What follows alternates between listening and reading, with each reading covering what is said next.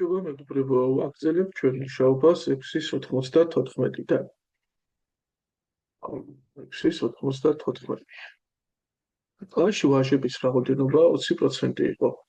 კლასში 5 ვაჟი მოსვლის შემდეგ ვაჟების რაოდენობა 25% გახდა. რამდენი მოსწავლე იყო თავდაპირველად კლასში? დავალაგოთ ახლა ამოცანა, უმჯობესია რა თქმა უნდა ახლა ცვლადი შემოტანით უნდა გავაკეთოთ, უმჯობესი იქნება თუ x-ით ცვლადს შემოვიტანთ მთელის როლში რაც გვევლინება, ანუ რასაც გვეკითხები კი არა, რისი ნაწილზეც არის საუბარი. რადგანაც აქ კლასში ვაჟების რაოდენობა, მთელი კლასში ითვლება ხო 20%-ია კლასის მიმართ, ამიტომ ჯობს სულ აღნიშნოთ x-ით ბავშვების რაოდენობა.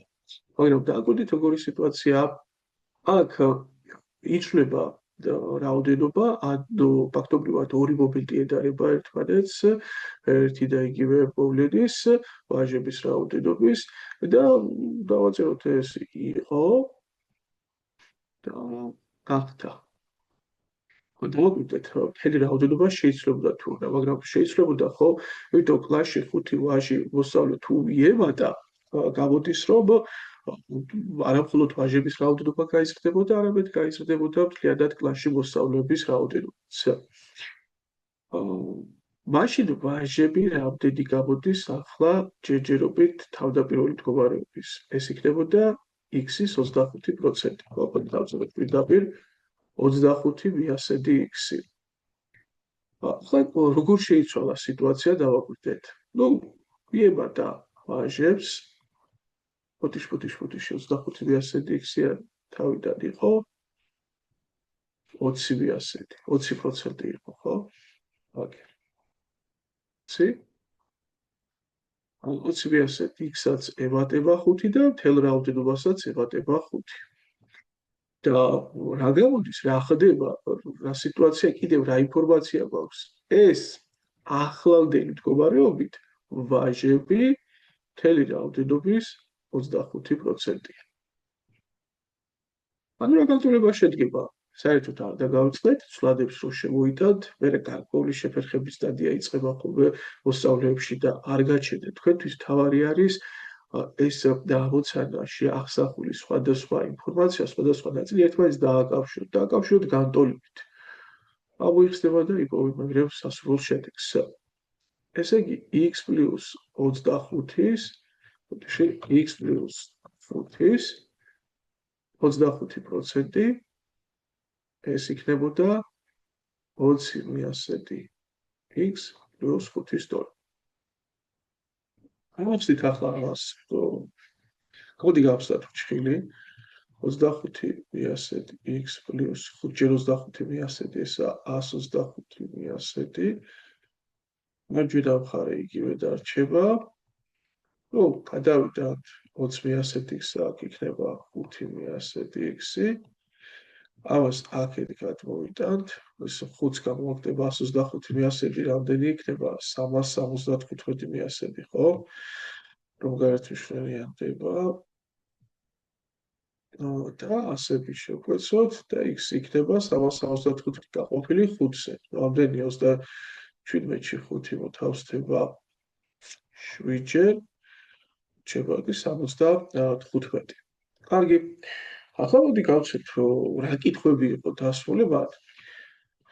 პირველი კითხვა, რამდენი მოსწავლე იყო თავდაპირველად კლასში? თავდაპირველად იყო 75 მოსწავლე. მეორე კითხვა, რამდენი პროცენტით შემცირდა გოგონების პროცენტული რაოდენობა? ძალიან კაი აქციაში ცალკე ამოცანა. ანუ ჩვენ რა უნდა გავაკეთოთ, რა უნდა დავთვალოთ ახლა? უნდა დავთვალოთ თავდაპირველი მდგომარეობით, რამდენი იყო გოგონა, ხო?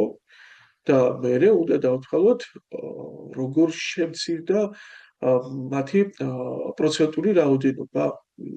ანუ ახლანდელ მდგომარეობაში რამდენია უკვე და მერე უნდა ვნახოთ ცვლილება. თავიდან გოგონები რამდენი იყო?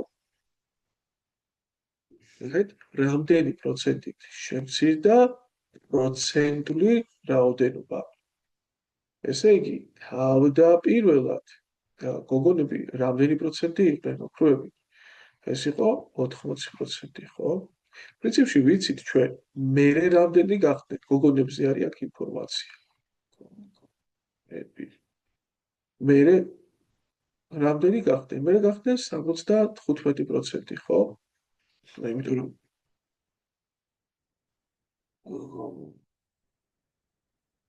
ანუ ესე იგი 25% თუ იყვნენ ბიჭები, ბოლო დროინდელი მდგომარეობით, თავისთავად გოგონები იქნებოდნენ 75%. ახლა დააკვირდით, ჩვენ გვთხოვენ აი საწყისი პროცენტული მდგომარეობის მიმართ, პროცენტის მიმართ, ანუ 80%-ის მიმართ, რამდენი პროცენტით შეიცვალა სიტუაცია. ანუ ნიშნულში მიდის მეგობრებო 80. ხო, იმიტომ მის მიმართ ხდება პროცენტული ცვლილების დარღვევა. ხოლო რიცხვში რა მიდის? რიცხვში მიდის 80 მინუს 75. ანუ უკვე ფაქტობრივი ცვლილება პროცენტის. ანუ ჩვენ უნდა დაგვეთვალა ფაქტობრივად პროცენტის ფაქტობრივი ცვლილება, აბსოლუტური ცვლილება, ანუ 5% იყო, ხო? რა ნაწილია, რამდენი პროცენტია თავდაპირველი პროცენტული მდგომარეობის, ანუ 80%-ის. მე გამოდის, რომ ჩვენ ხოვეთ 5 შეფარდებული 80-თან, ახლა მოდი ნახოთ თუ დავთვლით ახლა 20-ზე იყოფა აქ არის 4, აქ არის 5, 25 მეოთხედი და ეგ გამოდის 6.1 მეოთხედი. ამდენი პროცენტით შემცირებულა მეგობრებო. ახლა მგონია რომ მეორე ამოცანა გასაგებია, მეორე კითხვა საკმაოდ სტანდარტული მარტივი კითხვა, თუმცა დაბნევა თავისუფლად შეიძლება და აქ 5% გვეთქვა პასუხი რაც არასწორია და პრინციპში ამოცანა კარგად იყო ფორმულირებული, ჩვენ ვთხოვდნენ პროცენტული რაოდენობა რამდენი პროცენტით შემცირდაო. და მგონია აქ ორაზროვნად არ იყო კითხვა დასული. თუმცა პირველ კითხვას რაც შეეხება, ესე სწორად აქ ავტორს ჩამოყალიბებული, მაგრამ ბავშვები უსწავლები ხოლმე შეცდომას, აი რა თვალსაზრისით ნახეთ. როდესაც აღირდებიან სიტუაციას, რომ აი თავიდან ვაჟები იყვნენ მთელი რაოდენობის 20%, ხოლო მერე ეს ვაჟები გახდნენ მთელი რაოდენობის 25%, ფიქრობენ, რომ 5%-ით გაზრდილა ვაჟების რაოდენობა. ანუ 25-ს აგლებენ 20%-ს რა. და ეგ ცვლილება რამ გამოიწვიაო? გამოიწვია აგერ 5 ვაჟმაო, ხო? და ფიქრობენ, რომ 5% არის 5 ვაჟი. ახლა რა არის შეცდომა, იდეური შეცდომაა, ფაქტობრივად პროცენტის ამ იდეის გააზრებაში საკმაოდ მძიმე შეცდომას უშვებენ. მაინც რას? მეგობრებო, ისინი სხვადასხვა ერთობლიობის პროცენტებს აკლებენ ერთმანეთს. ანუ ეს 20% სულ სხვა რაოდენობისაა, ხო? აი თავდაპირველი რაოდენობის 20%-ია და აქ ეს 25% სულ სხვა რაოდენობის 25%-ია და იმიტომ რომ გაზრდილი იყო ვაჟების რაოდენობა და ისინი ვერ მოქმედებენ ერთმანეთზე ისე, როგორც იმოქმედებდნენ ერთი და იგივე რაოდენობის პროცენტები. აი მაგალითად თქვენ რომ აიღოთ და რაღაცა არიცხვის 25%-ს, ანუ 25 მიასე და 100 გამოაკლოთ იგივე არიცხვის 20%, 20 მიასედია. კი ბატონო, ეს იქნება 5 მიასედია, ანუ 5% არიცხვის, მაგრამ როდესაც თქვენ რაღაც არიცხვის 25%-ს აკლებთ რაღაც ბერიცხვის 20%-ს, აბა დავკვირდით, იგივენაირად მოქმედებენ ესენი, შეგიძლია თქვა ეგ რომ იგივე 5 მიასედი იქნება, რისი 100 ეს არ არის სწორი ფორმულირება და შესაბამისად უნდა ერიდოთ დააკვირდით მსგავს სიტუაციას, როდესაც თქვენ ფიქრობთ რომ ეს ამოცანის ამოხსნა იქნება პროცენტებზე მოქმედება, მათი შეკრება, გამოკლება, ერთი რამ უნდა გახსოვდეთ. ერთი და იმავე რაღაცის პროცენტზე უნდა იყოს საუბარი. აქ ახლა არის ერთი სიტუაცია, მაგალითად არჩევნები არის მეგობრებო და დასავლეთ საქართველოში რომელ პარტიამ აიღო 6% და აღმოსავლეთ საქართველოშიც აიღო პარტიამ ვთქვათ 6%. რამდენი აიღო? ახლა უცებ შეიძლება საკმაოდ ნიჭიერმა გამოუცდო ადამიანს ეგონოს რომ 12% აუღია, ხო? აი დაკრიბოს ესე. აი მოსახლეობის რაოდენობა პოლიც რომ იყოს, მეგობრებო. ანუ დასავლეთ საქართველოშიც იყოს X ადამიანი და აღმოსავლეთ საქართველოშიც იყოს X ადამიანი. და იტყვის ვიღაცა აიღო ამბობდიო ერთი და იგივე რაოდენობიდან თუ არის დათვლილი, აი X-ის 6%-ია, აქაც X-ის 6%-ია. და გამოდის რომ მაშინ X-ის 12% არ იქნება? კი, სწორია, X-ის 12% იქნება, მაგრამ ეს არ იქნება მთელი საქართველოს 12%. რატომ ახლა მარტივი სიტუაციაა, მეგობრებო, მე რომ ვამბობ ერთი და იმავე რაოდენობიდან უნდა დათვალოთ პროცენტები, აქ იგულისხმება შენ თუ ისთვის დასავლეთ საქართველოსთან, აქაც დასავლეთ საქართველოსზე უნდა იყოს საუბარი და მაშინ პასუხი იქნებოდა დასავლეთ საქართველოს 12% და არა მთელი საქართველოს 12%. აბა ოკეი, კაი, ახლა იდეურად მივხვდი რომ შევცვალა დამიშვია, მაგრამ როგორ უნდა დავეთვალო, როგორ უნდა დაგეთვალოთ და დათვლით ჯერ არჩევნებში მიღებულ ხმებს, თუ რამდენი არის? აქედან არის მეგობრებო 6/6, აქედან არის მეგობრებო 6/6, ხო? გაიგებოდა და ეს შენი ხმები უნდა შეგეფარდებიდა მთელი მოსახლეობის რაოდენობასთან, ანუ 2x და მე გავრავლებდი 1%-ს. იგივე იქნება მარტივად დარწმუნდებით მეგობრებო, ახლა 12-ს თუ გავხურთ 2-ზე, ისე 6% იქნება. და ლოგიკურად თუ შენ რაღაცა ერთობლიობა გაქვს და ამ ერთობლიობის თითოეული ელემენტისთვის ერთი და იგივე პროცენტი მოგება არის, არჩევნებში ხმებია თუ რა არის, რჩება, მაშინ შეგიძლია ჩათვალოთ მეგობრებო, რომ მთელი ერთობლიობის აი ამ შემთხვევაში ვთქვათ 6% გექნება რა.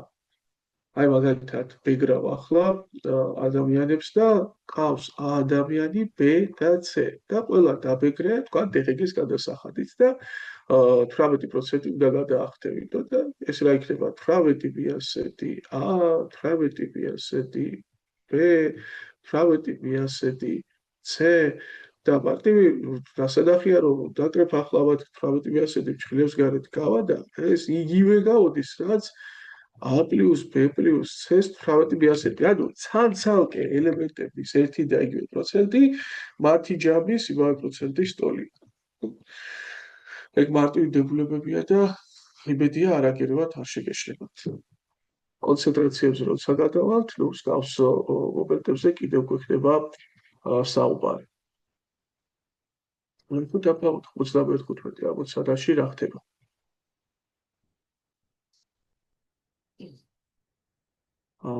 ექვსის 95. ბოსტნეულის მაღაზიაში ერთ დღეში 60 კილოგრამი კარტოფილი გაიყიდა. გაყიდული პიტერის წოდის შეფარდება, მოდი აქ კიტრი გავხაზოთ, რომ არ აგვერიოს. კარტოფილის წონასთან 2/3 ტოლია.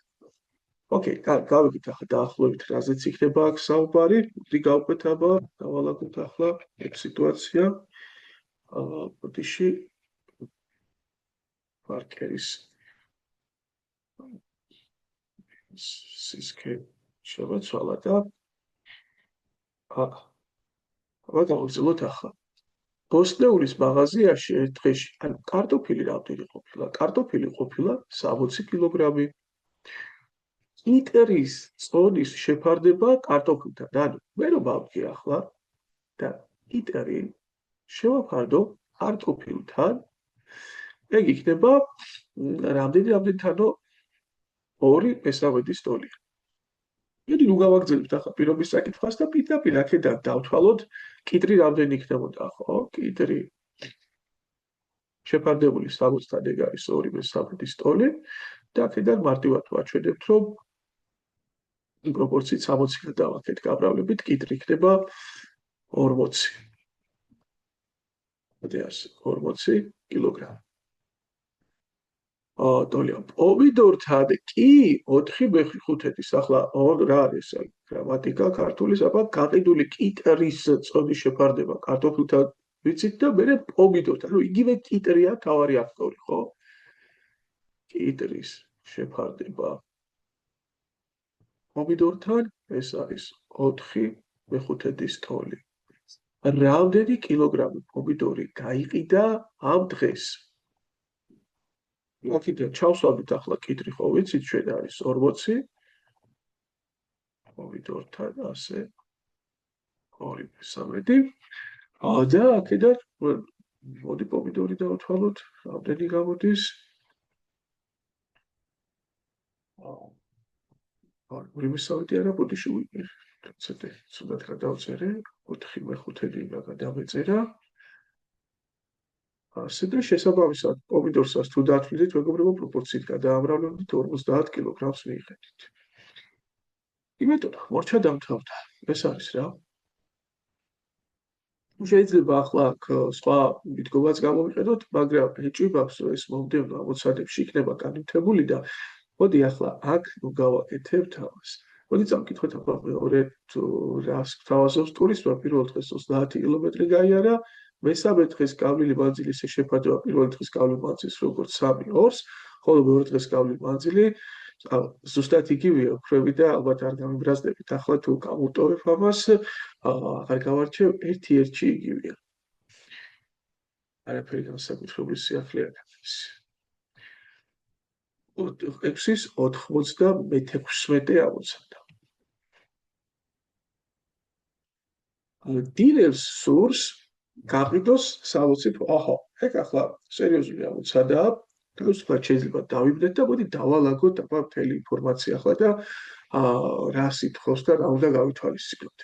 60 ფოტოკამერა სურს გაყიდოს თითოეული 250 ლარად, რაც 20%-იან მოგების ტოლფასია. მოდი ჯერ ამაში გავერკვიოთ, აი ამ ფრაზაში რას ნიშნავს ეს?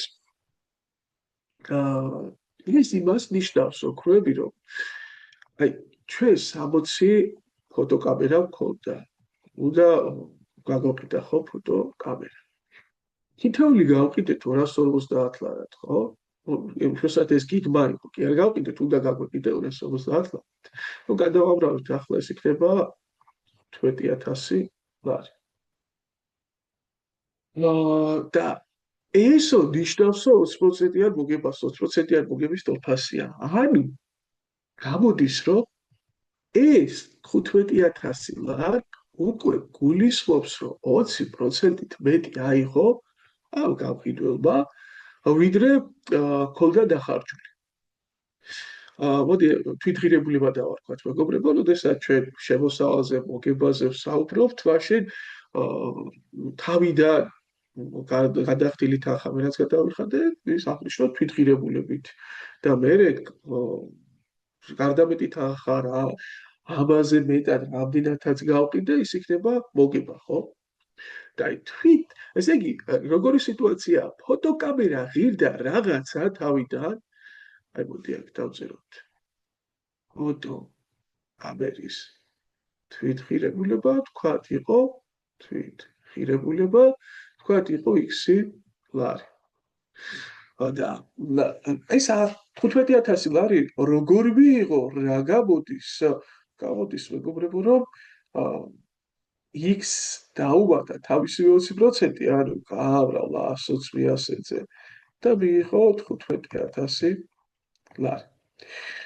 აი, ეგ იქნებოდა რა. მოდი ახლა ოღონდ რა გავაკეთებთ, იცით, ოქროები? ან მე უბრალოდ მინდოდა მეჩვენებინა ახლა, რომ 15000 ლარი არის რაღაცას დამატებული თავისი 20%. ბავშვებს ეშლებათ ხო? ბავშვებს კი არა, თუ არ დავუკვირდით, ჩვენც გვეშლება ხოლმე შედარებით გამოცდილებს, რომ თუ 15000-ის 20%-ს ვითვლით, უცებ რომ გავეტაკებით. არა. აი 15000 ლარი უკვე არის რაღაცა გაზრდილი თავისი 20%-ით და შესაბამისად რაღაცის 120% გამოდის. მაგრამ ახლა ჩვენ აღნიშნები რომ დავალაგოთ და დავაკვირდეთ, მაინც ამოცანა ერთგვარი ისე უნდა მივუდგეთ, ყველაფერი რაც შეგიძლიათ ამოცანიდან ამოტუბოთ, ჯობს თავიდანვე დაალაგოთ რა. შეიძლება არ დაგჭირდეთ ზოგიერთი ინფორმაცია, მაგრამ დავიზღვიოთ თავი.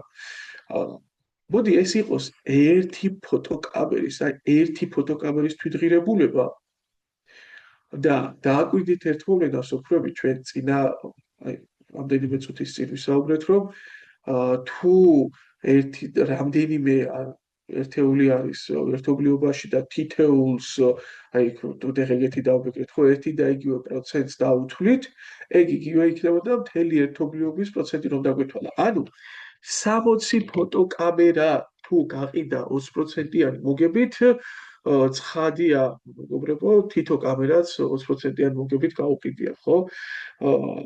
ანუ ყველა კამერას ერთნაირი პროცენტით თუ ყიდა და გაყიდა საბოლოო ჯამში ყველა მათგანი ჯამში 20% მოგებით, ესე იგი გამოდის, რომ ერთი კამერაც 20%-იანი მოგებით გაუყიდია. მაშასა მე, ოქროები, თუ ჩვენ ფოტოკამერის თვითღირებულებას ავღნიშნავთ X-ით, X-ის 120% იქნებოდა, მეგობრებო, 250. ანუ ყოველ კამერაზე ნახავდა 20%-იან მოგებას. მოდი დავთვალოთ, რომ მაშინ ფოტოკამერის თვითღირებულება რა ყოფილა თავდაპირველად.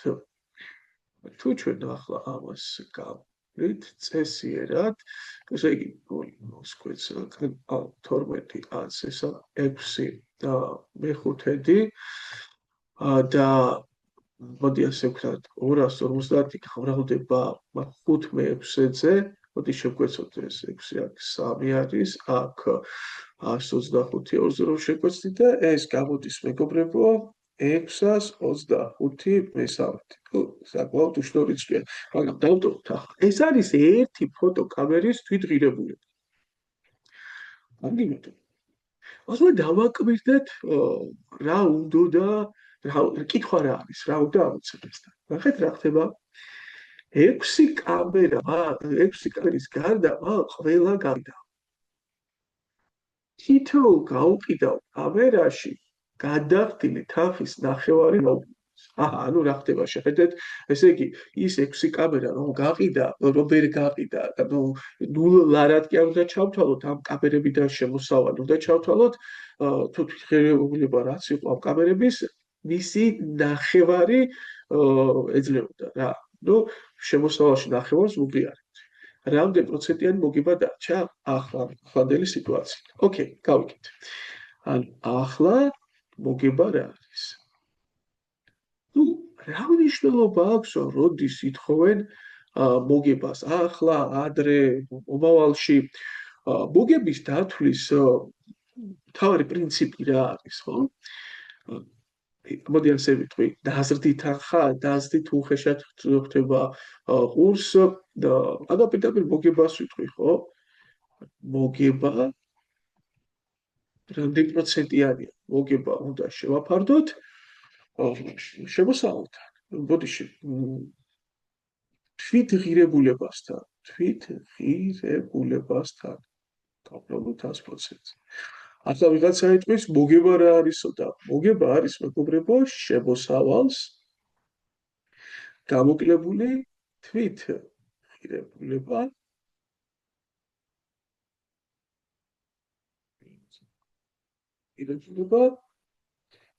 ავრავლებული 100%-ზე.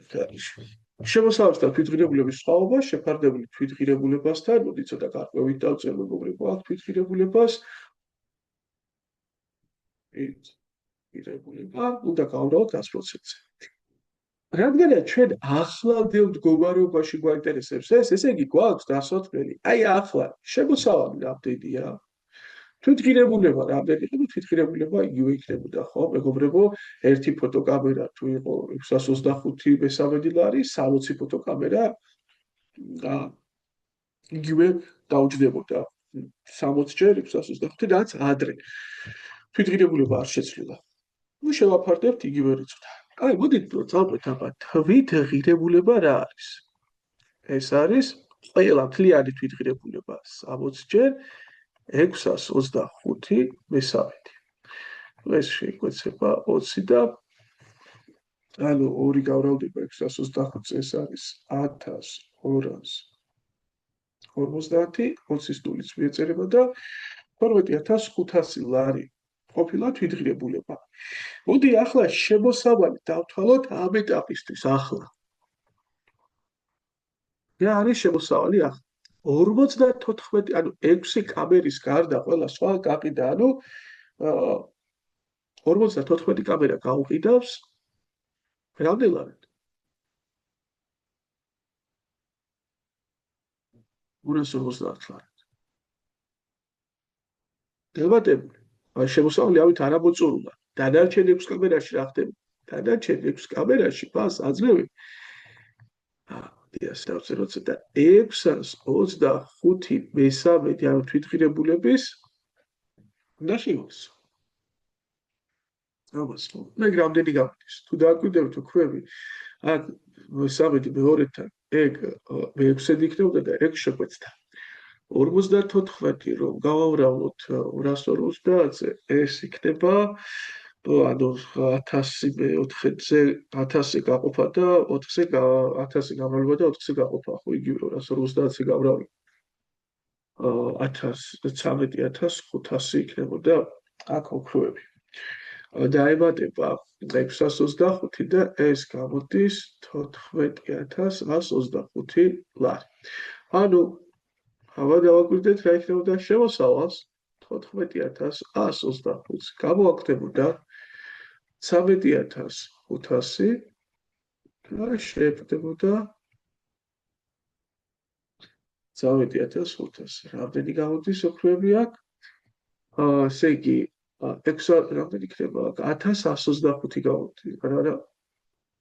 ესე იგი 5 ნული აქდება 5, 2 ნული აქდება 2, 1 5 აქდება დამახსოვრები 6 და ხო 1625 შეფარდებული 13500-თან და გამრავლებული 100-ზე. აი, ნუ ეს ასე ვიკვეცეთ და ეს ხმაროთასლება შეთხევით ამ დაბოლოდი,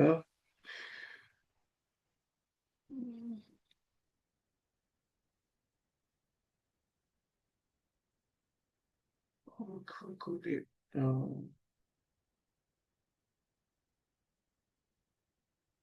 13500-თან კი არა თვითღირებულებასთან უნდა შემეფარდებინა ოქროები. დიშკიხთით, ხო თვითღირებულება ხო ვიწერია და თვითღირებულება იყო 12500. ასე. ხო. ესე შეგვეცებოდა. ხო და აბა 125 10-ზე გავრავო 12500-ია, კიდე 3-ზე რო გავრავო 375 და რო დავუმატო ერთმანეთი გამოდის 1625. Das ist das plus კი ბატონო 375. 13 იქნებოდა ოქროები აქ. 13 ჯერ მოთავსდება ზედაში ქვედა. კი ბატონო. ახლა პასუხი 13%. ხული ამოცანა ოქროები და ჩვენ რომ მე რომ გირჩიეთ წინა თავში წინა ვიდეოს გარჩევის დროს ამოცანები ამოგეწერათ, ხო? შეგიძლიათ მათ ეს 96 ნომერიც მიამართოთ მეგობრებო. გავაგრძელოთ 97. რას ახლა 97. ტურისტული ფირმის შემოსავალმა 2 წლის განმავლობაში 40%-ით მოიმატა. ანუ 40%-ით კი არ მოუმატნია, არამედ აგერ იყო შემოსავალი, ხო? თავიდან, ესე დავწეროთ, თავიდან და აი არის პირველი წლის მერე, პირველი წლის შემდეგ, მეორე წლის შემდეგ, წლის შემდეგ და 40%-ით მომატა, ანუ საბოლოო ჯამში, აი ახლანდელი ანუ 40%-ით არის მომატებული. თითო წელს კი მომატიანია 40-40-ით, ანუ მარტო მეორე, ან ჯამში 2 წლის განმავლობაში. ახლა ნახეთ, რამდენი პროცენტით გაზრდილა ფირმის შემოსავალი მეორე წლის განმავლობაში. აი მეორე წლის განმავლობაში, აი აქ რამდენი პროცენტით მომატნია, თუ ფირმის შემოსავალი პირველი წლის განმავლობაში 30%-ით გაზრდილი. აჰა, ისაგები. მოდი თავიდან აღნიშნოთ იქსით. მერე რა იქნებოდა? მერე იქნებოდა 140 მიასევდი x-ი. მოდი აქ e% დავწერ. კითხვის ნიშანი. შემოვითავოთ e% და დავიწყოთ აბა გამოთვლება. დავაკვირდეთ ახლა. პირველი წლის შემდეგ რა იქნებოდა მეგობრებო? ეს ხო იქნებოდა 130 მიასედი x-ი არ იქნებოდა? დავაკვირდით აბა. იმიტომ რომ 30%-ით რომ გაიზარდებოდა გახდებოდა 130%. და მე დავაკვირდით რა განტოლება გაიწერება. ეგ არის უკვე ჩვენთვის საწყისი ღირებულება და მას ვზრდით რაღაც p%-ით. ანუ ეს უნდა გამრავლდეს 100 პლუს e მიასეძე. არ არის ასე? დავაკვირდით აბა თუ არ არის. ანუ თუ გაიზრდებოდა 5%-ით 105 მიასეძე ხო გამრავლდით, თუ გაიზრდებოდა 7%-ით 107 მიასეძე ხო გამრავლდით. თუ იზრდება p%-ით 100 პლუს p მიასეძე უნდა გამრავლოთ და ეს ხდება 140 მიასედი x-ი. ხო, თქო და x-ები შეიკვეცება. აქ ასები შეიკვეცება. მოდი დავალაგოთ 130 100 პლუს p მიასედი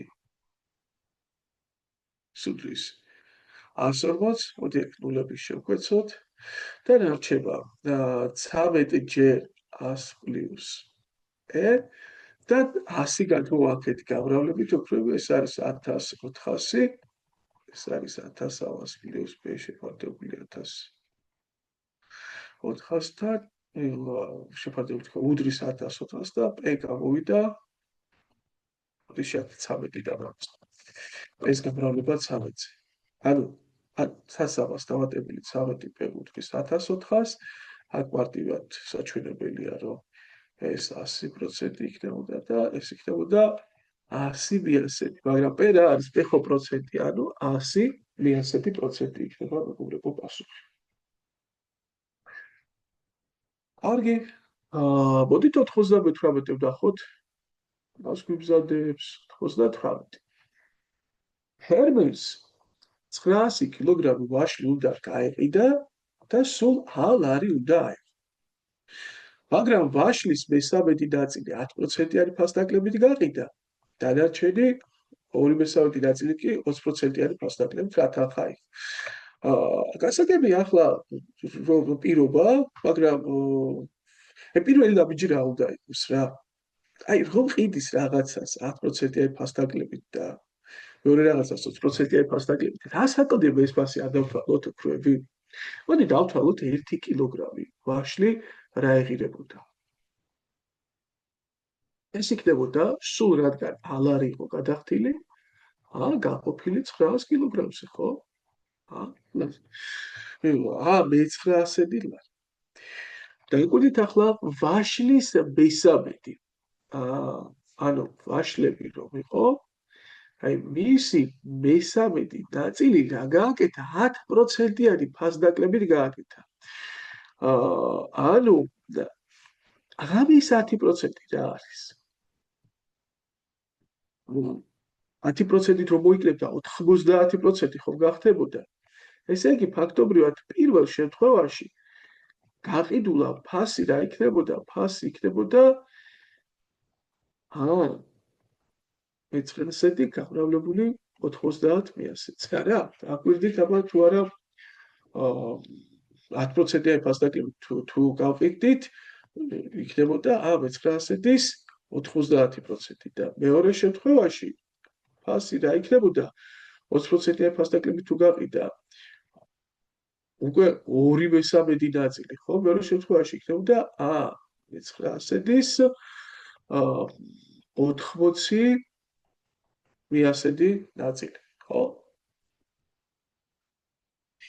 მაგრამ ეგ წონით რამდენი არის ოქროები? ეს 1/13 ნაწილი არ არის? ანუ ეს არის პირველ შემთხვევაში 900 კილოგრამის მესამედი. მოდი ასე ვიზამ. ანუ ეს ხო იყო 900 კილოგრამი თავზე დავაწერო. 900 კილოგრამი, ხო?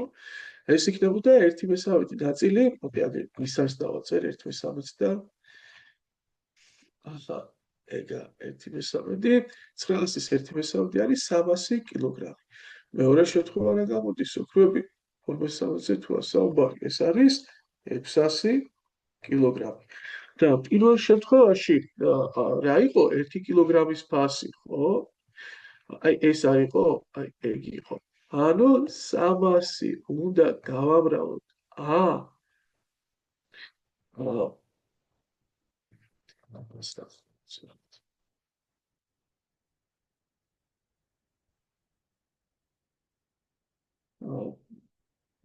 მეცხრეასეთი დავრავლებული 90 მიასეძე, ხო? ეს იყო 1 კილოგრამის ხსნა, რადგანაც 300 კილოგრამი ასეა გაყიდული 300 მასზე უნდა გამრავლდეს, ხოლო 600 რაზე გამრავლდებოდა მეგობრებო? მეცხრეასეთი დავრავლებული 80 მიასეძე. და რა თანხა იყო სულ ფერმერმა და ეგ იქნებოდა აი ალბათი ჯამი იქნებოდა სულ თანხა, ხო? აბა მოდი დავალაგოთ ახლა. ესე იგი 300 აქ 900 გვეცება ქვემოთ 3 დავტყოთ. მოდი 600 აქ 900 შეგვეცოთ ქვემოთ 3 დავტყოთ. ზემოთ 2 და აქ მაქვს ესე იგი 90 მე300-დი მოვატებული ორჯერ გამრავლებული 80, ანუ 160 მე300-დი. ზემოთ არის 270 მე300-დი და შესაბამისად პასუხი იქნებოდა ოქროები. ახლა ეს რომ გაიყოფო და ასე იყოფა. 3-ზე იყოფა, ხო? plus 10-ზე 9/10 გავდის. ხო შევშლია. 250 უნდა დამეწერა ოქროები 250 კი. 250 და შესაბამისად 50-ს რომ გაიყოფო და 5/6 არ იქნებოდა. კი ბატონო, მეთქვა. ხო, იმედია დავალაგეთ აქაც ფიქრები, აზრები და არ გაგვიჭირდება კიდევ თავის ამოხსნა. აბა მოდი ნახოთ ახლა 99-ში რა ხდება.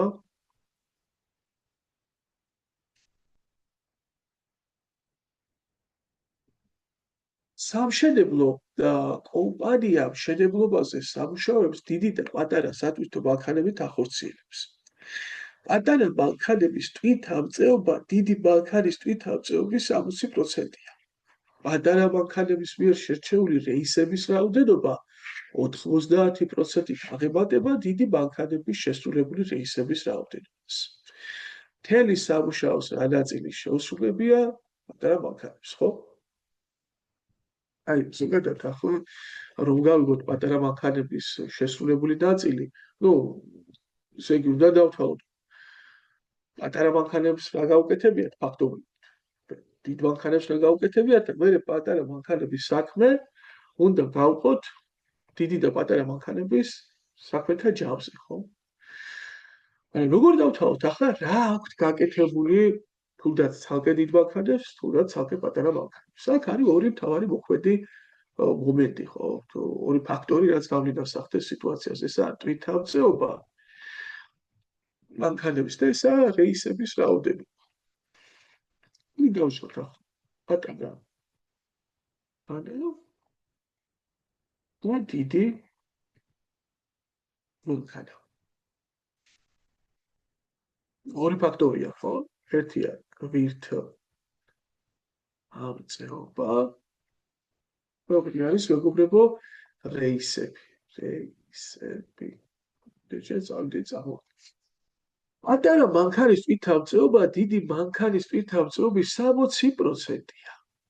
მოდი დიდი მანქანის თვითამწეობა აღვნიშნოთ X-ით და მაშინ ეს 60 მიასედი X-ი ხომ იქნება. პატარა მანქანების მიერ შესრულებული რეისების რაოდენობა 90%-ით აღემატება დიდი მანქანების რეისებს. მოდი აქაც ერთვა დიდი მანქანები იქნებით აღნიშნულ და პატარა მანქანები რეისების რაოდენობა 90%-ით აღემატება 190 მიგრეკეტი არ იქნება? კი ბატონო. ნუ თვითამწეობა რა არის? თვითამწეობა არის ფაქტობრივად რამდენ ტონას იტევს და მაშინ მთლიანად ჯამში რამდენ ტვირთს გადაიტანდა. ამდენი, აი სიტყვაზე თქვა 5 ტონას თუ იტევს პატარა მანქანა და 10 რეისი შეასრულა, ხო? ხო გადაუტანია 5 ჯერ 10, ანუ 50 ტონა. და შესაბამისად აქაც უნდა აღგარიყავთ და უნდა გამოგვეთვალა მათი დამრავლები. ანუ სულ პატარები რას გააკეთებდნენ? 60 მიასედი x-ი გამრავლებული 190 მიასედ y-ში. დიდი მანქანები რას იზამდნენ? დიდი მანქანები იქნებოდნენ x-y. მაშინ რა იქნებოდა ოქროები პატარა მანქანების შესრულებული სამუშაო, რა ნაწილი იქნებოდა? აი და ამათ ჯამთან ესე იგი 60 მიასედი x დამატებული 190 მიასედი y და რიცხვში იქნებოდა თავად ხო დამატებული ბოდიში. ეს ვაკეთებ ახლა აქ. ცოტა გავთიშე.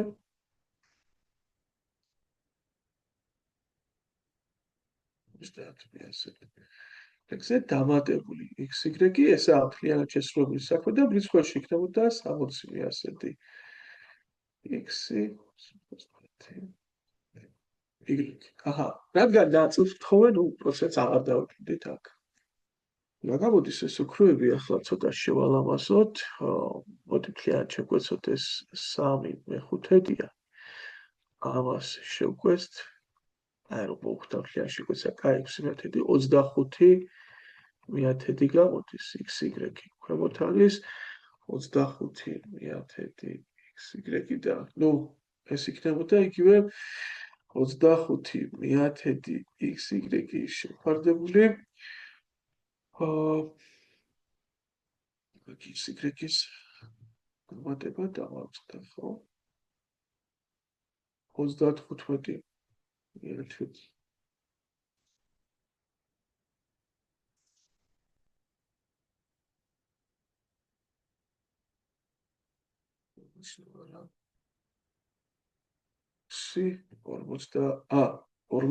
აქ არის 19 მიათედი, ხო, აქ იქნებოდა 6 მიათედი და 25 მიათედი. ვიცი, რას ვაკეთებ, ვარ თუ შვილიანებ ახლა. ოდიში რა. ცოტა დავიღალეთ.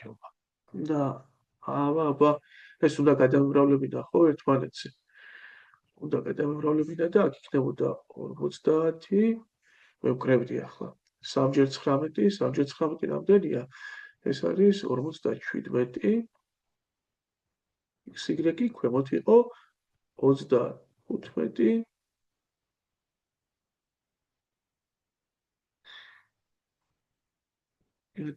xy. რაღაცა აქ ცოტა რიცხვები არ მომწონს. უარაღრევია რამე. ბატონო, ფიქრები გადავავლებ ცოტა თვალს და ავაქცევოთ. აი, მოდი xy-ები მოვიცილოთ. 50 და 10 ხო იკოცებოდა, აქ 5 დარჩებოდა. 57 130 გამოვიდა ოქროები, ხო? ხუთი დავჩევდა და კი ბატონო, პასუხი არის სხვა. ანუ რაღაცა შემეშალა ახლა ანგარში. აბა მოდი უცებ გამოვასწოროთ. რა შეგვეშალა? აბა შევცდით. მოდი ცალკე ეს რამდენი იქნებოდა, რომ დავთვალოთ აქ, ეს 0 პლუს კვეთს, აქ 60 და შეგვეცდა 3/5-ია და 57 50 ხო გამოდის. და აქ რა იქნებოდა ქვემოთ 57-50 საჰა ეს ამაქვს ცუდად გათვლილი, ხო? აი აქ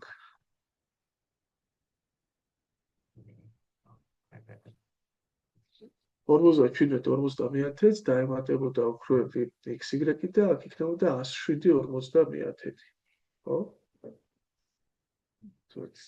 შეცდომით ქონდა და 57-50 XY უნდა გაყოფილიყო ქვემოთ 107-50 XY-ს. XY-ები გვეცება 50 და 50 გვეცება და 57 100-მეშვიდედი დარჩებოდა პასუხი. კარგი, მოდი ახლა მე 100 ამოცანაც და შევინახოთ ვიდეო, გავაგრძელოთ მომდევნო ვიდეოებში ამოცანების დარჩენა. მე ასე იპოვეთ A და B რიცხვების საშუალო არითმეტიკული, ანუ გთხოვენ A + B-ს ნახევარს, თუ A-ს, B-ს და 20-ის საშუალო არითმეტიკული 20-ია. A-ს + B + 20-ის საშუალო არითმეტიკული, ანუ გაყოფილი 3-ზე, ეგ 40-ია.